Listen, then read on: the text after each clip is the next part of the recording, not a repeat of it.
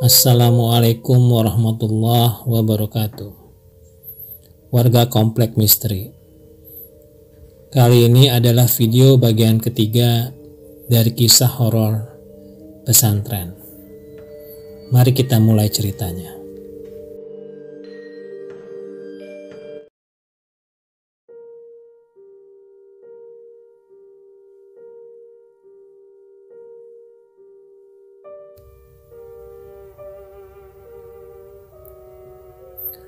Namanya Sandi. Dia itu pendiam. Berbicara seperlunya saja dan memisahkan diri dari santri lain. Di pondok biasanya kami makan bersama dan saling berbagi lauk pauk. Namun lain halnya dengan Sandi. Dia selalu makan sendirian di depan lemarinya. Yang dia makan pun hanya nasi putih dan garam. Padahal dapur pondok menyediakan lauk pauk yang beragam.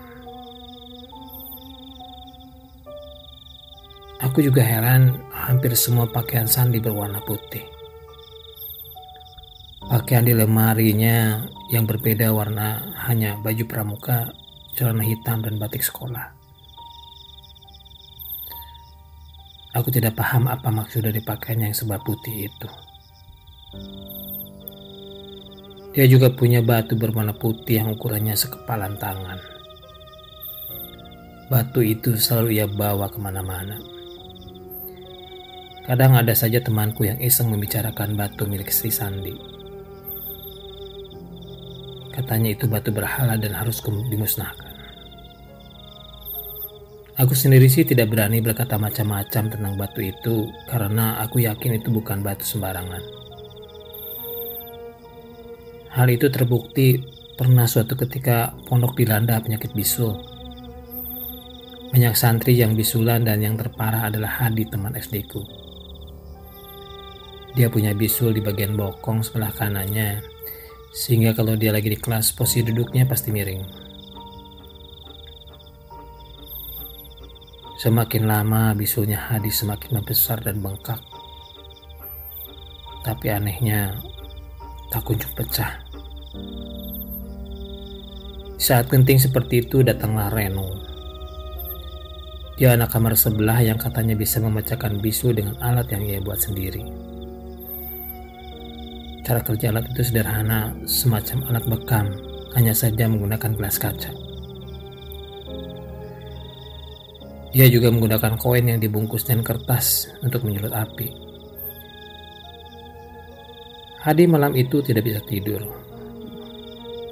Bokongnya terasa panas seperti dibakar. Aku tak tega melihatnya, akhirnya aku panggil Reno untuk membantu si Hadi. Kau tenang, Di, gua ini profesional. Anak kamar lantai 2 aja sembuh sama gua. Halo yang menyembuhkan, Ren, potongku. Ya maksud gua itu, kata Reno. Udah jangan banyak omong, cepat pecahin bisulnya, sergah Hadi sambil meringis. Reno menggulung lengan bajunya, dia lalu menyebarkan sarung Hadi. Tampaklah bisul yang memerah dengan titik hitam di puncaknya. Reno menggelengkan kepala. Udah parah nih. Ia meletakkan koin yang dibungkus kertas menyerupai sumbu lalu meneteskan minyak tanah pada kertas tersebut. Lengan kanannya merogoh korek api di kantong celana. Dinyalakannya sumbu tersebut. Sekitar api berkorban di atas bisul tadi. Lengan kanan Reno meraba-raba. Gelas mana gelas? Reno panik. Gelas apa? Tanyaku balik. Gelas gua. Dia semakin panik lantaran api bertambah besar. Lu dari tadi gak bawa gelas kok, sergahku. Dan ternyata dia memang lupa bawa gelas. Api semakin membesar, Hadi berteriak kepanasan. Tolongin gua, wajahnya merah seperti akan menangis. Gayung, pakai gayung aja, serahkan gayung pada Reno. Dia langsung menutup kobaran api itu dengan gayung, tapi bukannya padam, malah gayung itu terbakar. Keadaan semakin kacau, dan tiba-tiba ada seseorang yang melemparkan batu ke arah Hadi. Itu batu berwarna putih. Api langsung padam, bisul Hadi pecah seketika. "Kamu gak apa-apa?" Sandi menyentuh pundak Hadi. Tampak wajah Hadi berkeringat, napasnya tersenggal-senggal. Ia sangat ketakutan sehingga tidak bisa menjawab apapun. Sandi lalu mengambil kembali batu putih miliknya. "Reno, lain kali hati-hati ya," kata Sandi sambil menatap Reno yang masih terlihat panik.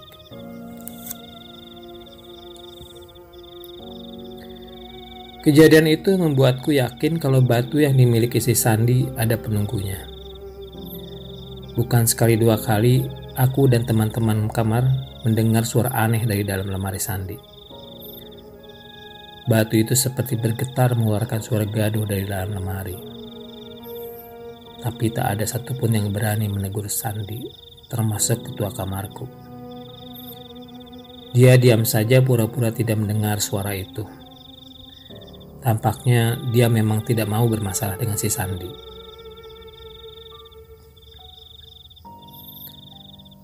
Tengah malam aku terbangun karena mendengar suara tawa dua orang yang sedang bermain.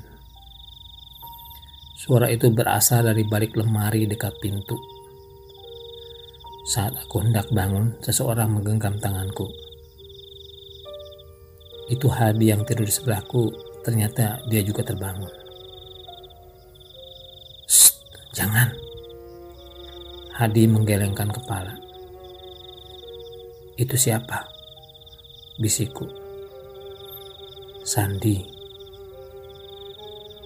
"Sama siapa?" tanyaku lagi dengan suara pelan.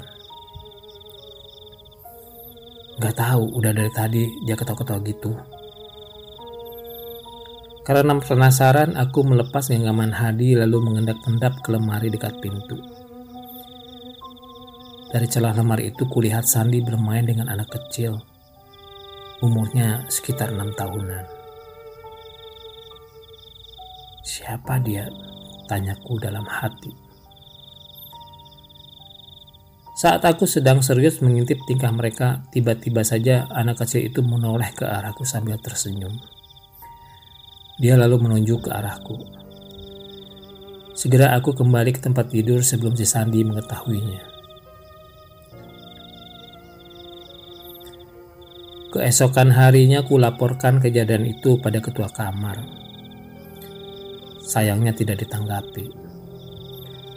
Ketua kamarku mungkin saja mendengar suara itu dan dia takut kalau harus menegur si Sandi. Hadi menceritakan kejadian itu ke kamar sebelah hingga menyebar luas ke semua santri. Selain perilakunya yang misterius itu, keluarga Sandi juga tidak kalah aneh. Di pondok itu hanya Sandi yang sering dijenguk ayahnya tengah malam. Aku sampai hafal beberapa kali dia dijenguk dalam sebulan. Itu hampir setiap minggu dan pasti malam Sabtu. Saat santri sedang tidur pulas, si Sandi malah dijenguk tengah malam. Aku sering membukakan pintu untuk ayahnya Sandi. Aku juga sering dikasih uang tip. Ayahnya memang baik, kata Sandi.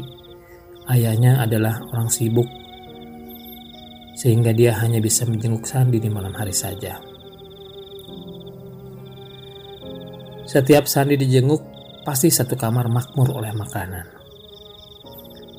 Bapaknya Sandi sering membawa nasi timbel dengan lauk pauk yang nikmat. Juga makanan ringan yang lumayan banyak. Si Sandi tidak pernah memakan pemberian bapaknya itu. Dia malah membagikan semua makanan yang ia punya ke teman-teman kamarnya.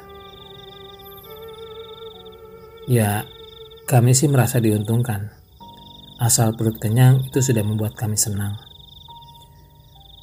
Tapi semua itu berubah menjadi mencekam saat kami tahu kalau ayahnya Sandi sudah lama meninggal. Hal itu baru kami ketahui saat pengumuman peringkat semester ganjil. Sandi menjadi juara 2 dan nama ayahnya disebut dengan gelar almarhum di depan namanya. Setelah kami satu kamar tahu kebenaran itu, kami tak mau lagi menerima makanan pemberian Sandi. Malam berikutnya, saat semua orang sudah tertidur lelap, pintu kamar diketuk. Aku tahu itu pasti ayahnya Sandi yang rutin menjenguk di malam Sabtu. Kulihat Sandi bangun lalu berjalan ke arah pintu. Sayup-sayup kudengar percakapan mereka di balik lemari itu. Mereka sudah tahu ayah dan tidak mau menerima makanan dariku lagi, kata Sandi. Nanti ayah beri mereka pelajaran, timpal ayahnya. Aku semakin takut mendengar ancaman itu. Sebisa mungkin kupejamkan mata, kututup kepalaku dengan bantal agar tidak mendengar percakapan mereka. Dia orangnya ayah. Tiba-tiba saja si Sandi sudah berdiri di depanku sambil menunjuk ke wajahku. Kenapa ya? Aku terbata-bata melihat wajah ayahnya yang datar dan pucat.